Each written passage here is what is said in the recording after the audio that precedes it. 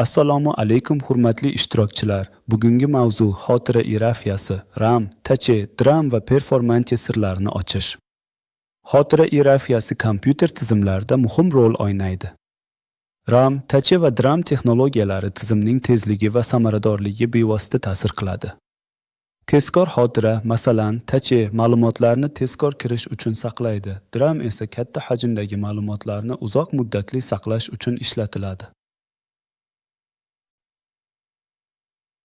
Xotira iyerarxiyasi kompyuter arxitekturasi uchun muhim konsepsiya bo'lib, tezlik, sigim va iqtisodiy samaradorlik o'rtasidagi optimal muvozanatni ta'minlaydi. Yuqori tezlikka ega bo'lgan xotira turlari odatda kichik sigimga va yuqori narxga ega, past tezlikdagi xotira esa kattaroq hajm va arzonlik bilan ajralib turadi. Ushbu qatlamli yondashuv dastur bajarilishining kechikishlarini minimallashtirib, tizimning umumiy hisoblash unumdorligini sezilarli darajada oshiradi. Xotira iyerarxiyasi piramidasi kompyuter tizimida ma'lumotlar almashinuvini samarali tashkil etishga xizmat qiladi. Uning yuqori qatlami, tipu registrlari eng yuqori tezlik va eng kichik sigimga ega. Keyingi bosqichlar bo'lgan L1, L2 va L3 kesh xotiralari tezlik hamda hajm o'rtasida muvozanatni ta'minlaydi. DRAM nisbatan kattaroq sigim va o'rta darajadagi tezlikni taklif etadi. Blokli saqlash qurilmalari, STXID esa eng katta hajm, biroq pastroq tezlik bilan ajralib turadi. Xotira iyerarxiyasi piramidasi kompyuter tizimidagi ma'lumotlar oqimining asosiy tuzilishini ko'rsatadi. Har bir qatlam o'zining tezlik va hajm xususiyatlariga ega bo'lib, optimal performansiya uchun bir-biri bilan chambarchas ishlaydi. Tipu registrlari eng tezkor L1, L2, L3 chachilar tezlik va hajm muvozanatini ta'minlaydi. DRAM katta hajmda o'rtacha tezlikda ishlaydi. Qattiq disklar esa eng katta hajmni saqlaydi. Random access memory yoki random access memory vaqtinchalik ma'lumot saqlash uchun ishlatiladi va quvvat ochganda ma'lumotlar yo'qoladi. Dinamik random access memory har bir bitni kondensator va tranzistor yordamida saqlaydi. Arzonroq va katta hajmli, lekin doimiy yangilanish talab qiladi. Static random access memory esa flip-flop sxemalari bilan tezroq, yangilanishsiz, lekin qimmatroq. DRAM texnologiyasi kondensator asosida ishlaydi. Har bir bit ma'lumoti kondensator zaryadi sifatida saqlanadi. Bu usul sodda va arzon, lekin zaryad asta-sekin yo'qoladi. Shuning uchun doimiy yangilanish talab etiladi. Har bir bit uchun bir kondensator va bir tranzistor kerak bo'ladi. Zaryad mavjudligi, bir yo'qligi esa ohni anglatadi. SRAM texnologiyasi flip-flop elementlariga asoslangan barqaror xotira arxitekturasini qo'llab, ma'lumotni uzluksiz ravishda saqlaydi va DRAM singari davriy yangilanishni talab etmaydi. Ushbu strukturaviy yondashuv SRAMga kirish vaqtini DRAMga nisbatan 10-20 barobar tezlashtiradi. Bu esa uni yuqori samaradorlikka ega chipu kesh darajalari uchun optimal qiladi. Biroq SRAMning yuqori ishlab chiqarish narxi va katta chip maydoni talab etishi uning sigimini cheklab, faqat eng kritik hisoblash bo'ginlarida qo'llanishiga olib keladi. TC xotira tipuga yaqin joylashgan bo'lib, SRAM texnologiyasidan foydalanadi.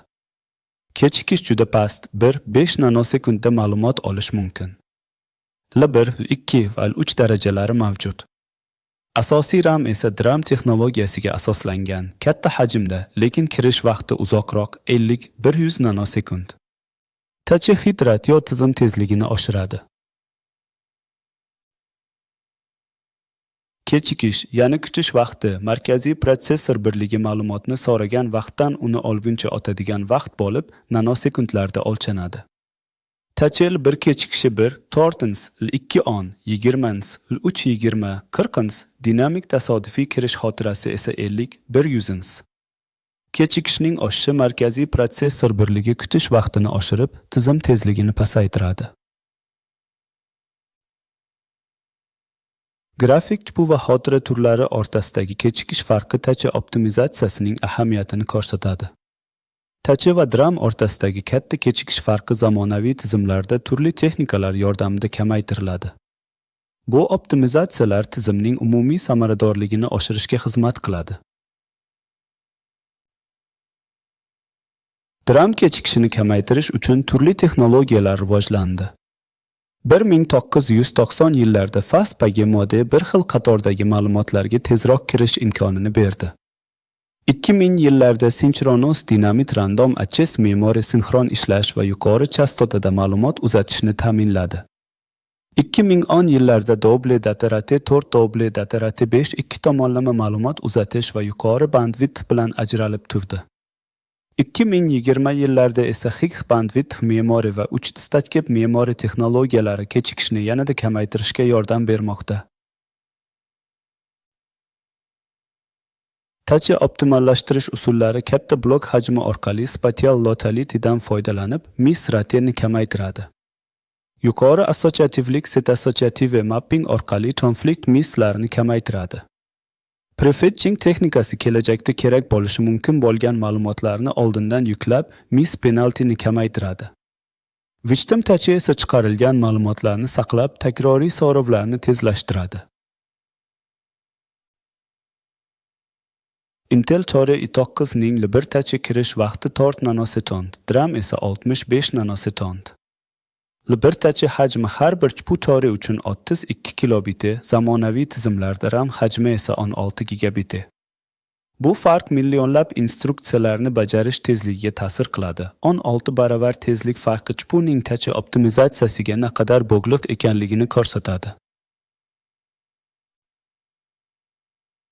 Xotira iyerarxiyasining zamonaviy rivojlanishi SRAM va DRAM takomillashtirishlari bilan davom etmoqda. 7 nanometr va 5 nanometr texnologik jarayonlar xotira zichligini oshirib, quvvat sarfini kamaytiradi. Intel Optane kabi Neuram texnologiyalari bod vaqtini qisqartiradi. Neuromorfit va kvant hisoblash uchun maxsus xotira arxitekturalari tadqiq qilinmoqda. Xotira kechikishini kamaytirish uchun zamonaviy chpu texnikalari muhimdir. Autoforder execution instruksiyalarni kutmasdan bajarishni ta'minlaydi. Speculative execution esa ehtimoliy kerak bo'ladigan instruksiyalarni oldindan bajaradi. Branch prediction shart operatorlarning natijasini oldindan taxmin qiladi. Memory level parallelism bir nechta xotira so'rovlarini bir vaqtning o'zida jo'natish imkonini beradi. SRAM va DRAM xotira turlarini taqqoslaymiz.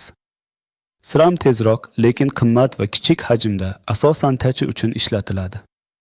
DRAM esa sekinroq, lekin arzon va katta hajmda, asosiy RAM sifatida qo'llaniladi. SRAM faqat faol ishlaganda quvvat sarflaydi, DRAM esa doimiy refresh tufayli ko'proq quvvat talab qiladi. Xotira iyerarxiyasi tizim performansi uchun muhimdir. Chpu avval bir touchga murojaat qiladi, topilmasa 2 va 3 touchga o'tadi. Agar u erda ham topilmasa, DRAMga murojaat qiladi. Bu jarayon ma'lumot olish tezligini oshiradi va tizimning samaradorligini ta'minlaydi. Xotira iyerarxiyasi jarayonida markaziy protsessor avval bir touchga murojaat qiladi. Agar kerakli ma'lumot topilmasa, 2 va 3 touchga o'tadi. Hali ham topilmasa, dinamik tasodifiy kirish xotirasiga murojaat qilinadi. Eng oxirgi bosqichda esa disk yoki qattiq holat diskidan ma'lumot olinadi. Bu jarayon millisekund davomida yuzlab marta takrorlanadi. Xotira iyerarxiyasini tushunish tizimning yuqori performansi kalitidir. Har bir xotira turi, masalan, SRAM va DRAM o'z rolini o'ynaydi. DIR5, HBM va 3 NAND texnologiyalari kechikish va bandwidth muammolarini yengib bormoqda. Yangi texnologiyalar, masalan, RAM va ReRAM tizimlarini tezlashtiradi. Dasturchilar uchun xotira samaradorligini oshirish muhimdir. Xotira qatlamlari doirasida SRAM va DRAM texnologiyalari tizim tezligi va sigimini belgilovchi asosiy omillar sanaladi. Zamonaviy DIR5 va HBM arxitekturalari yuqori o'tkazuvchanlikni ta'minlab, hisoblash samaradorligini sezilarli oshiradi. Kelajakda RAM va ReRAM asosidagi yechimlar xotira iyerarxiyasini yanada takomillashtirishi kutilmoqda. Shuningdek, virtual va fizik xotira munosabati, upu xotira modeli, mobil optimizatsiya, keshga mos dasturlash va numa arxitekturasi chuqur tahlilni talab qiluvchi dolzarb yo'nalishlardir. E'tiboringiz uchun katta rahmat. Keyingi videolarda ko'rishguncha xayr.